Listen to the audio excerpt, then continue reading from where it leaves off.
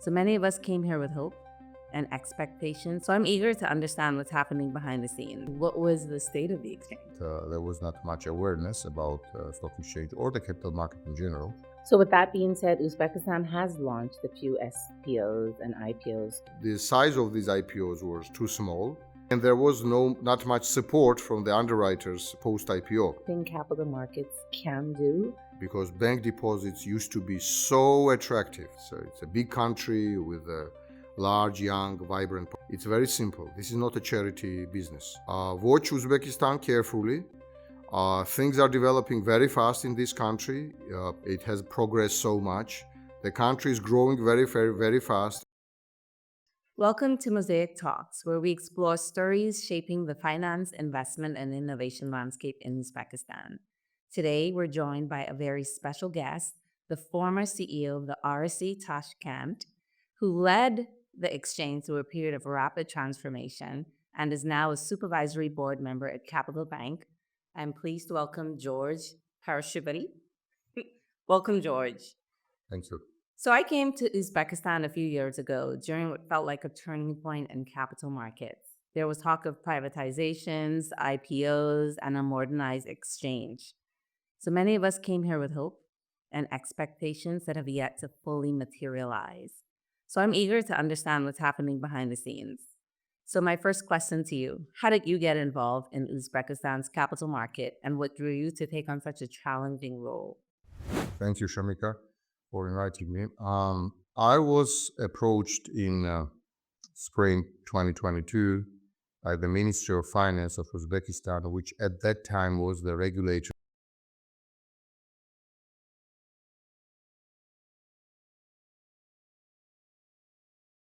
of the securities market. And I was told that the ministry was looking for a new CEO at the Tashkent Stock Exchange. And somebody gave them a reference to talk to me.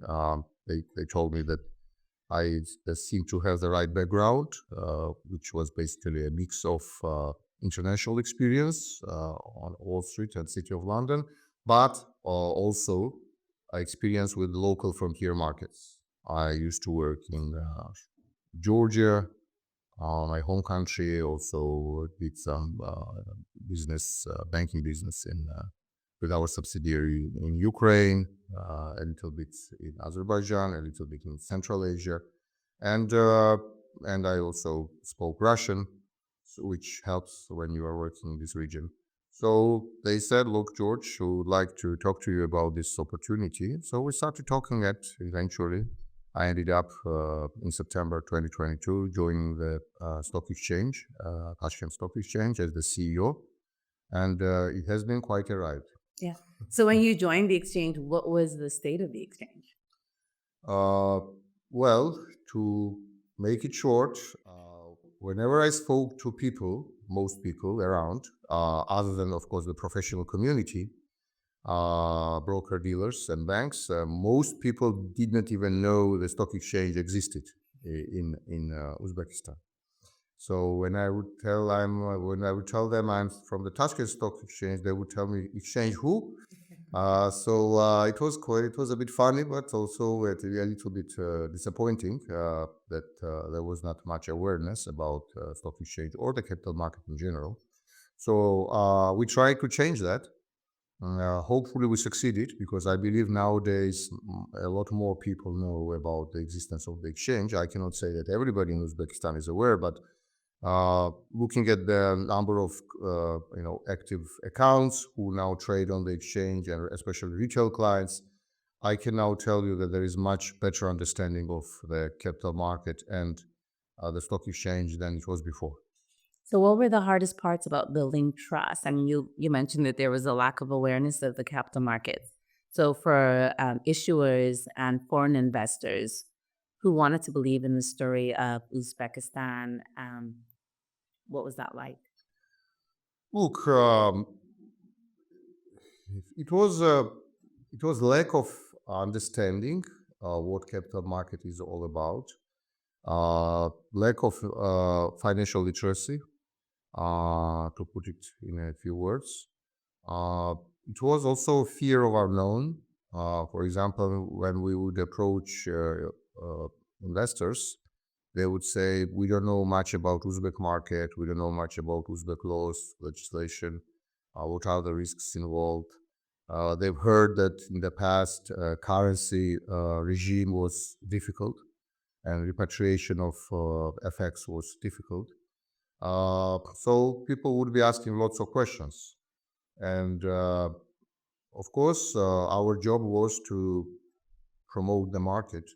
So I did quite a few rounds of open lectures at the top Uzbek universities myself, where I went to all big auditoriums and spoke with students, finance students, and professors about, about the capital market in general and Uzbek market in particular. Then we also spoke with many foreign investors who would be interested in Uzbek market. They are frontier market investors, and we would speak with market infrastructure people like the likes of Clearstream, global custodians like Bank of New York, Citi, about how they could access Uzbek market. So it was a mix of everything, and now that's why I believe nowadays there is much better understanding of the situation of the Uzbek capital market. Yeah. So from your experience, how ready are local companies for IPOs? And these are private companies along with state-owned enterprises. You are right. We need to differentiate state-owned entities and banks from private companies because, as we all know, state-owned banks and state-owned companies, they have slightly different agenda from private companies. Maximizing shareholder value is one of their priorities, but not the only one, and sometimes not even the main one. State-owned banks and state-owned companies have a lot of social responsibility. Government often channels funds from the budget to certain regions or certain sectors of the economy which government believes needs to be developed, and private sector is not ready yet to finance those sectors or those regions. And therefore, government believes that it's better to provide funding to state-owned banks, for example, so that they finance, let's say, tourism projects in certain regions, so that the government can promote tourism. Which you can understand why the government is doing that. They want to create jobs. They want other regions to develop, and they believe that the best way to do it, again, to use state-owned companies to do that. But then, of course, if the state-owned banks and state-owned companies, they do all these social projects, they are not necessarily always profitable. Therefore, you cannot expect them to always maximize their shareholder value. And again, that's understandable.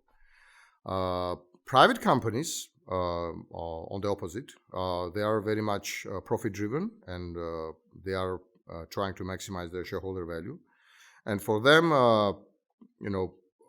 capital market is all about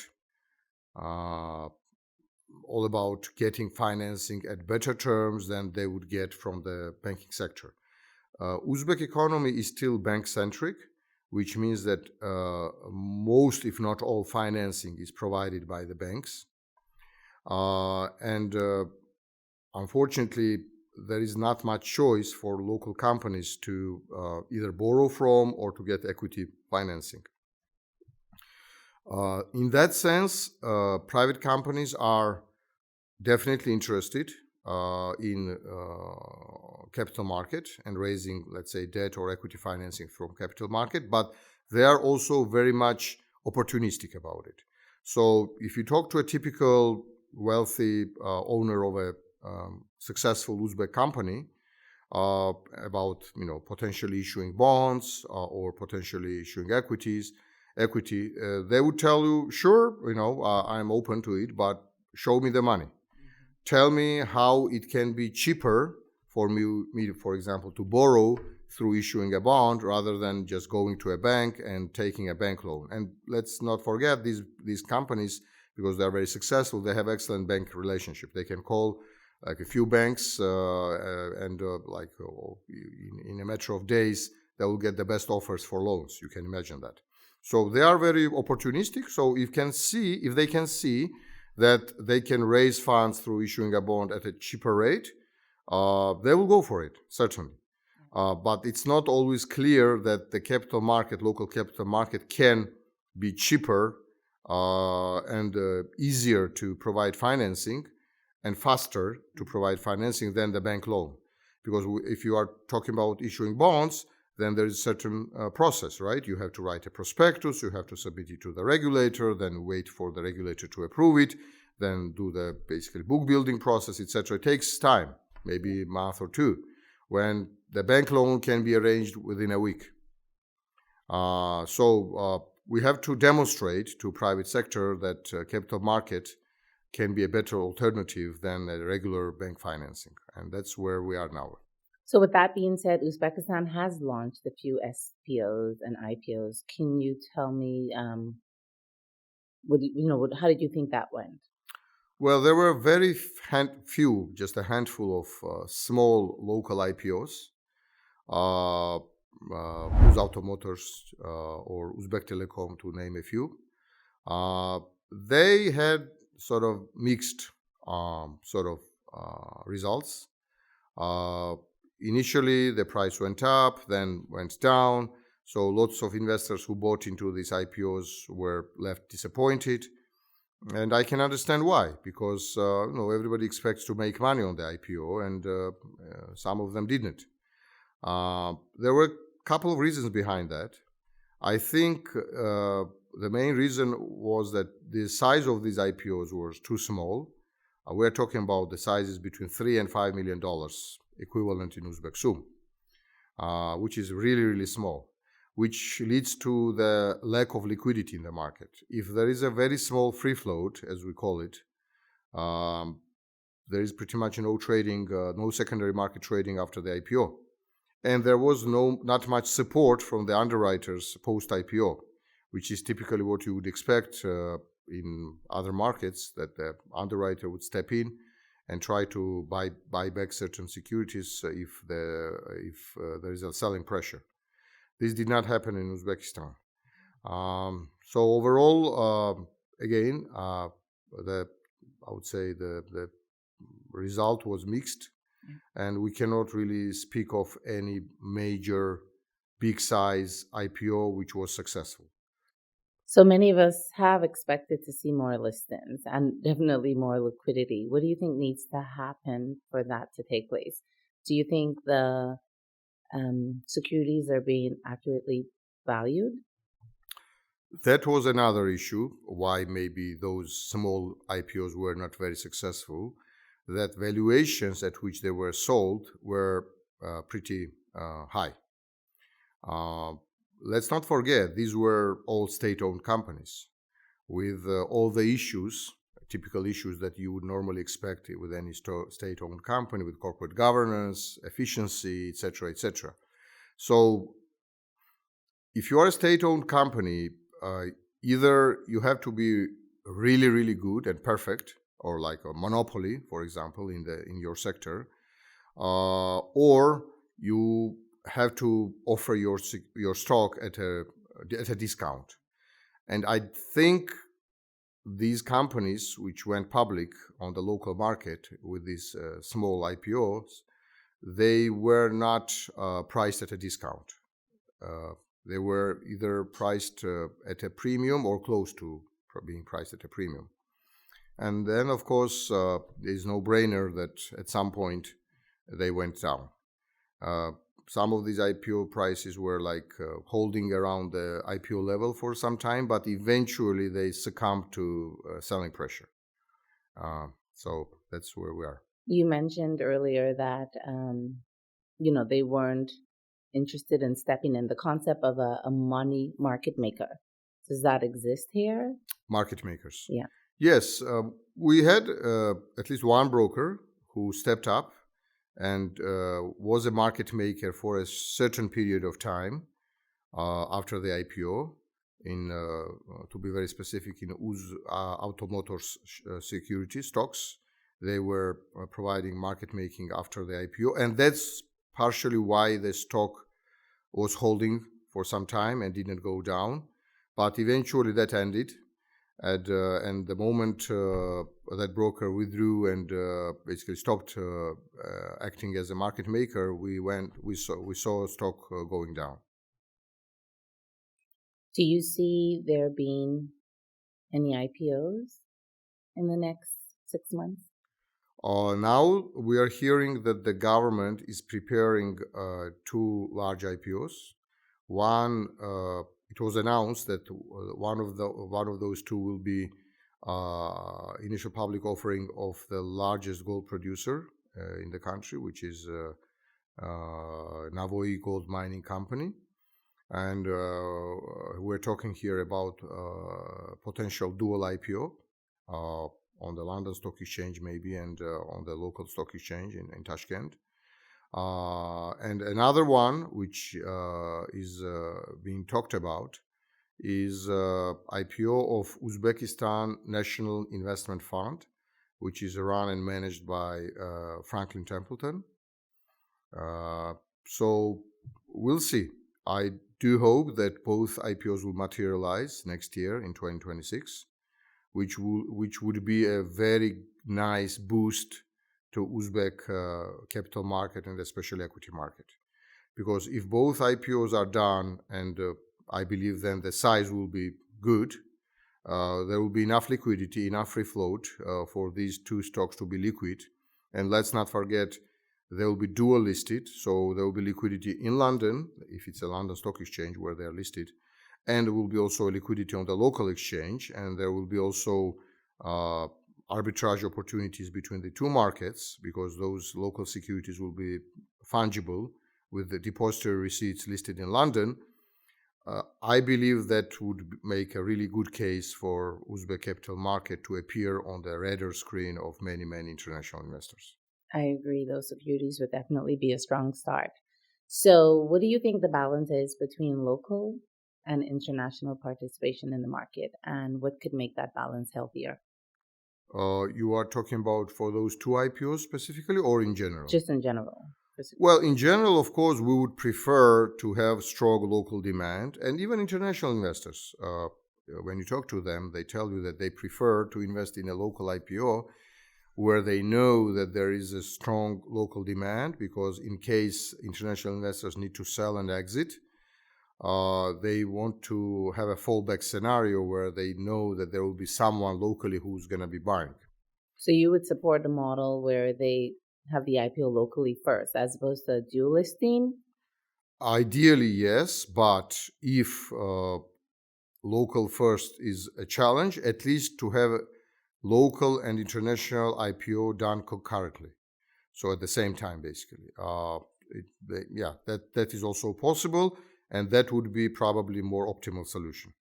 Yeah. But I would discourage, if I were the regulator, for example, I would discourage from doing only international IPO, because, the company may raise funds, but there is not much left for the local market to work with, and it will not help to develop Uzbek capital market.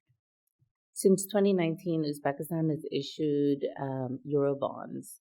Do you think that has helped the credibility of the local market? Certainly it did, and those bond issues were quite successful. Uzbekistan is now on the radar screen of many, many investors.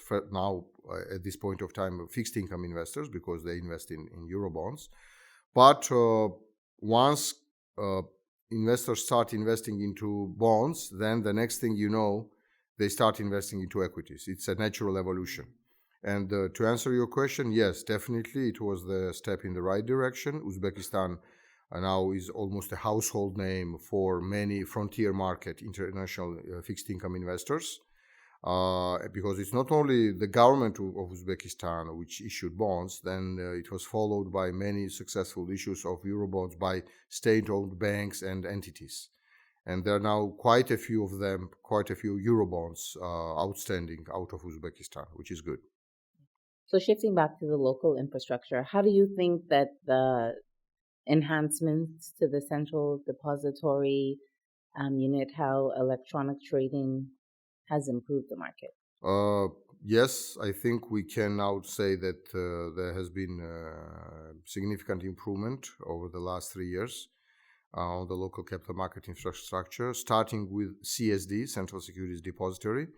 It used to be that there were like 2 CSDs in the countries, so we had a full fragmentation of the market. There was a separate market for government bonds and foreign exchange and repo transactions, and there was a separate one for corporate securities, which is corporate bonds and equities. And they had 2 CSDs effectively, which had no link with each other. So for any investor, it was quite a challenge to operate in both markets because they would have to operate literally with 2 different CSDs, with 2 different settlement process, etc., etc.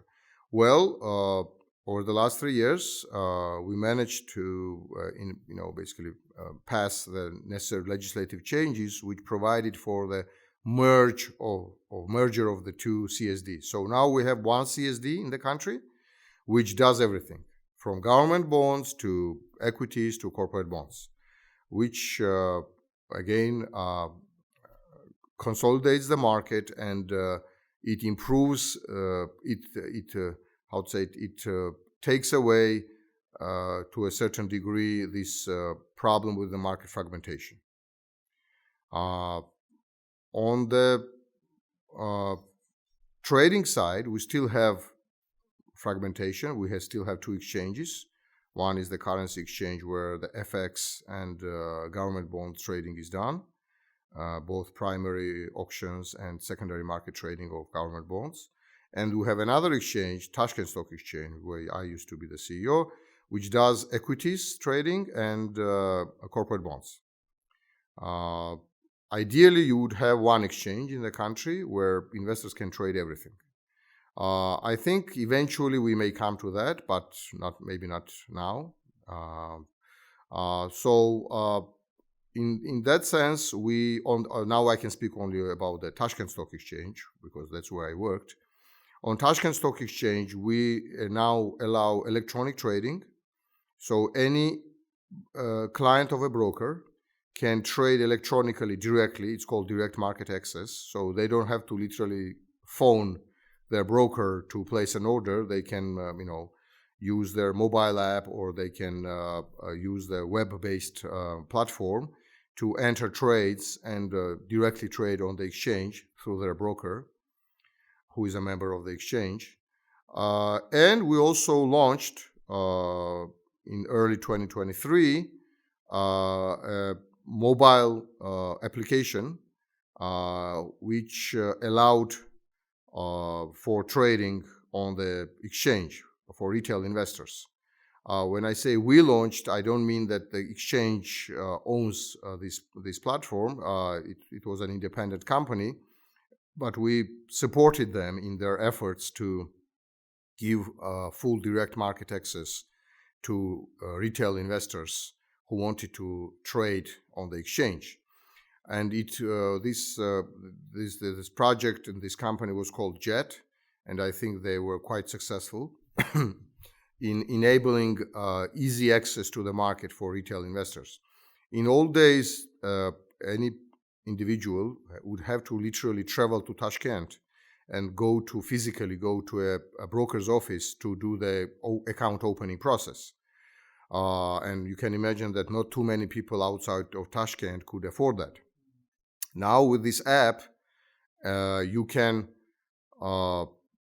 do the account opening remotely, sitting on your couch somewhere far, far away from Tashkent.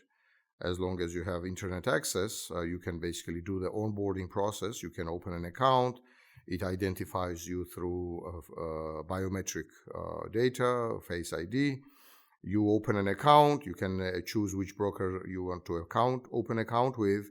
And then the moment you are becoming a client, you can start trading. You can see the prices, live prices. You can place an order. You cannot imagine how much difference it made. In 2022, we had 85,000 trades per year on the Tashkent Stock Exchange. As I mentioned, this application, Jett, went live in early 2023. By the end of that year, in 2023, we had five-fold increase in the number of trades executed on the exchange. It was more than 400,000 trades which traded in 2023 alone. That tells you how much difference a technology can make. This fintech solution, and that is basically a fintech solution, it lowered the entry barrier for any citizen of Uzbekistan to trade on the exchange to such an extent then we had basically five-fold increase on the number of trades on the exchange. And I can tell you there will be more coming. So we see more and more fintech companies entering this space, and that again provides more alternatives to local investors who want to trade on the market, and that is very, very encouraging. What sector do you believe, or sectors do you believe, present the strongest investment potential? I think the most attractive ones are still banks and insurance companies, but also certain, FMCG probably. And you can see many local companies being very successful in this space. Korzinka is just one of them. Organized retail trade is still in its early stages of development. As you probably know, most people in Uzbekistan still shop in bazaars. It has been part of the tradition, but you can see more and more of them are migrating, especially in large cities, to big supermarket chains for various reasons. And I think that trend is going to continue. So that, I think, makes FMCG very attractive. Of course, as everywhere in the world, all natural monopolies are interesting, like railway or airways. You just need to make sure that those companies are much more efficient and basically profitable than they are now. And let's not forget that these large monopolies are still state-owned, and I already spoke that for the state-owned companies, maximizing shareholder value is not the top priority always. So once these companies become more profitable, I think they will be very, very attractive because they are monopolies. They cannot potentially go bust, and investors love that. I think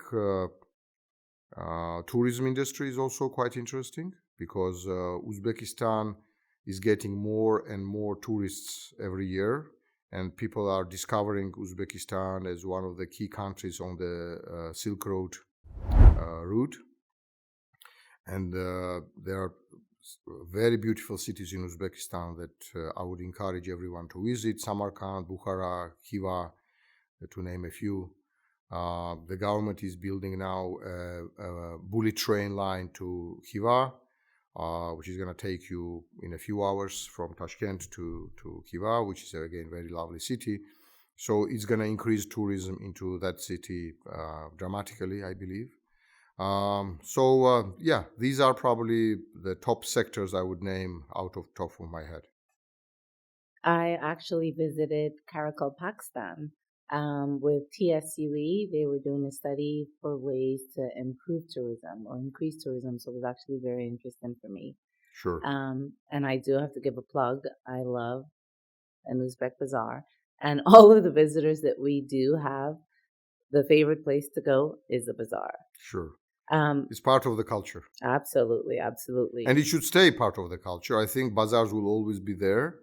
But it's just natural that, people, especially younger generation, who perhaps are very busy with their lives, they don't have much time to shop in bazaars. They would just go to the next neighbor store or next supermarket chain, which is closer to them. Yeah, I think that's natural evolution. But bazaars will be there. I think Uzbekistan is very famous for bazaars, and it will stay. Yes. So shifting back, we spoke about how strong the banking sector is. Many investors still prefer gold, real estate, or USD? Is there anything capital markets can do to compete against these, do you think? Sure. That's one of the challenges that we have, that people have traditionally been investing either in real estate or gold. Even on the fixed income side, capital market faced a huge challenge from banks, because bank deposits used to be so attractive that nobody would even think of investing or issuing a bond. I mean, banks were paying, not now, not anymore, but like a few years ago, they would pay you like more than 25% interest rate on SUM-denominated deposits, when SUM was depreciating against your dollar on average by 4% per year. So that would still make, even if you were a dollar-based investor, that would still earn you, a return, real dollar-based return in dollar terms, close to 20%, maybe even more. And it was hard for any corporate, Uzbek corporate, to issue a bond, a corporate bond, that would compete with those interest rates on bank deposits. And let's not forget that until very recently, bank deposits were 100% insured by the government. So obviously, it was a very tough call for any company to issue a corporate bond, because they would have to pay more than bank deposits. And from the investor's perspective, it was hard to justify to invest into corporate bond and take a risk on a specific corporate, when you could easily invest into a bank deposit, earn like 25% plus rate, and it would be 100% insured by the government. Well, now that paradigm is changing. Interest rates on deposits went down significantly. They are now hovering around 20-22% on average. Currency, Uzbek SUM has been actually appreciating this year in 2025. Uzbek SUM is up more than 7% since the beginning of 2025, which now changes a lot. So more and more investors are now asking for alternatives, like bonds, corporate bonds. And now we're seeing more and more bonds being issued in the market. Microfinance organizations are probably the most active ones at the moment. They issue relatively short-term loans, like 1 to 2 year loans. Corporate bonds, which still carry pretty high interest rates. The latest deals we have seen this year were like 29%, 28, 27. You can imagine why they can afford to pay such rates, because microfinance organizations, they lend at a very high rate, so they can afford it. A typical Uzbek corporate, which is not in microfinance lending, they cannot afford such a rate. So they're looking for rates at around 20% on average. And there are investors who also would be, we hope, investing into bonds if it's a really good name and good credit. Also, we would have to look at the cost of hedging currency risk, because many international investors, they want not only just to invest in SUM-denominated bond, they also want to hedge their currency exposure. And cost of hedge is also down significantly this year, although it's still high, in my opinion. It's still a little bit high. So hedging is not cheap for an investor. One thing which I believe has a great potential is dollar-denominated corporate bonds. And legislation currently prohibits local companies or banks from issuing dollar-denominated bonds, which I think is wrong, because it deprives many local companies from dollar-based funding. And the only alternative they have is dollar-based loans. And it's not prohibited in Uzbekistan for a bank to issue a dollar-denominated loan. And local companies heavily borrow in dollars, because dollar rates are much lower than. Do you see that changing? The difference between dollar rates and Uzbek SUM rates? Yes, it is already changing, because, as I mentioned, interest rates on Uzbek SUM are going down. So getting funding in Uzbek sums is getting cheaper and cheaper. So the spread between dollar loans or dollar interest rates and Uzbek sum interest rates is narrowing, but it's still pretty large. You can say that currently interest rates on sum-denominated bonds are twice as high on average as interest rates on dollar-denominated loans, bank loans. And there is no economic rationale behind not allowing local corporates to issue dollar-denominated bonds, because they can easily borrow today in dollars from banks. Mm-hmm. So sometimes you hear this argument that, it's going to lead to dollarization, and we don't want to encourage local companies to borrow in dollars, but they already borrow in dollars from banks. Yeah. So if you really want to do this de-dollarization, then you need to either ban completely dollar lending, which I think is going to be wrong again, because it's going to deprive many local companies from cheaper dollar funding, and also it's going to deprive many dollar-based investors from investment opportunities, and it may actually choke a local economy because there will be simply no financing available. So what I would rather advocate for is just to let companies issue dollar-denominated bonds, so that they can at least have alternative funding, and that they can compete in terms of borrowing opportunities with bank loans. So if they can issue a local dollar-denominated bond in hard currency at a lower rate than the bank loan, that's good for the company, right? Mm-hmm. Because it reduces its cost of funding. Whether it's dollarization or not dollarization, it simply reduces the cost of funding, and it cannot be bad for the economy. It can only be good for the economy. Also, it enables local dollar-based investors to invest into dollar-denominated financial instrument. As we all know, there are a lot of savings in Uzbekistan which are in dollars. Population still saves a lot in dollars. I've heard various numbers from $10 to $15 billion, which is still invested in dollars, and sometimes it's not even in banks. Sometimes it's what we call in mattresses. And for historical reasons, whatever, people just don't want to invest into anything other than dollars. And currently they don't have much alternatives other than bank deposits, which pay between 5 and 6% in dollars. Now, if we offer them alternative to bank deposit in dollars, let's say corporate bond, which can pay 10% interest rate, many of those people will take those those dollars out of mattresses, and they will basically invest in those dollar-denominated bonds. And that's going to bring a lot of money into economy. And it cannot be bad. It can only create extra jobs. It can only support the growth of the economy. So that's what we think should happen next. We should allow local companies to choose between issuing sum-denominated bonds or dollar-denominated bonds. That's definitely a step forward. So just for some perspective, in Bahamas, we would get 0.5% at maximum on a bank deposit. And in the U.S., you're happy to get 3 to 4%. Sure. So the rates here are definitely much more attractive. Yes. Absolutely. So looking ahead, what's your realistic vision and view of where Uzbek capital markets will be in the next 5 years?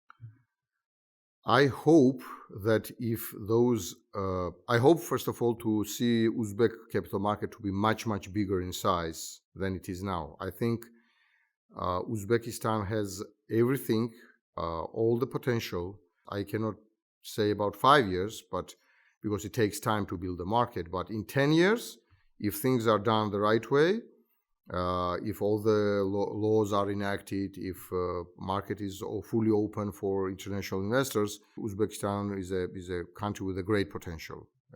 It's a big country with a large, young, vibrant population, and it has many large companies which can be even more efficient than they are now. and they can be a really, really nice investment for foreign and local investors, doesn't matter. Now, if you are asking me where we're going to be in 5 years, I hope we will have at least a few large international and basically dual IPOs, which means international and local IPOs. I also hope to see several local IPOs of a big size.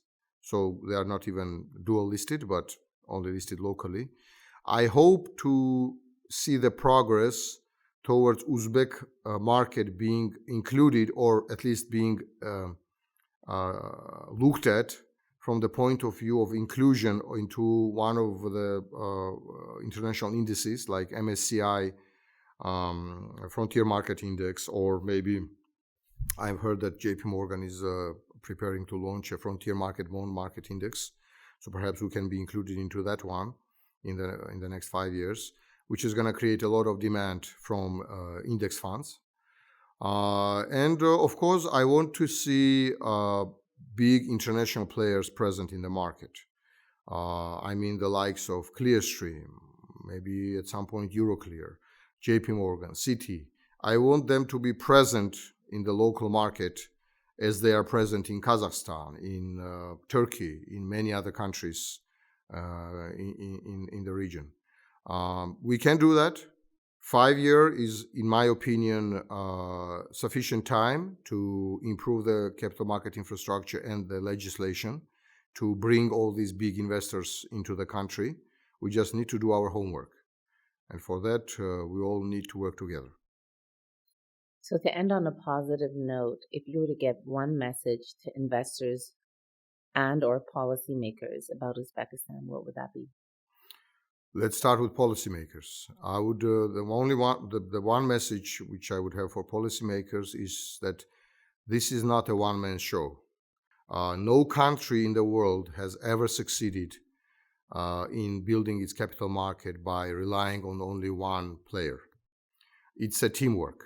And the only message I would have for policymakers would be, let's have this teamwork. Let's all work together.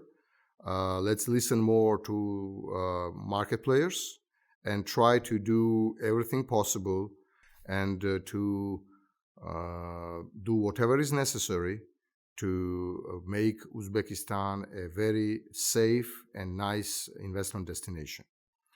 Let's not forget that investors will come to Uzbekistan if they believe they can make money. It's very simple. This is not a charity business.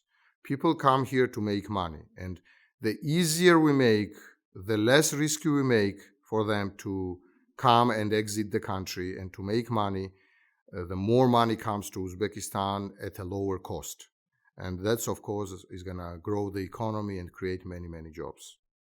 Now, the message to international investors would be very simple. Watch Uzbekistan carefully. Things are developing very fast in this country. I came here 3 years ago, and I cannot recognize this country now. It has progressed so much. The country is growing very, very, very fast at 6.5–7% GDP growth rate year after year. Inflation is going down. Interest rates are going down. More and more international investors appear in Uzbekistan. I can see that even by just how many investors visit us every year. And it used to be just a trickle. Now we have more and more investors coming. So at some point, and I hope this will be very soon, in maybe a few years' time, Uzbekistan will become a really very attractive market to invest. That's what I believe in. So whether it's for fixed income or equities, we will see. But in general, Uzbekistan will be a very attractive market to invest. So be mindful of that, and you should be watching Uzbekistan and very, very closely. Don't miss the opportunity to come at the right time. That's my message to international investors.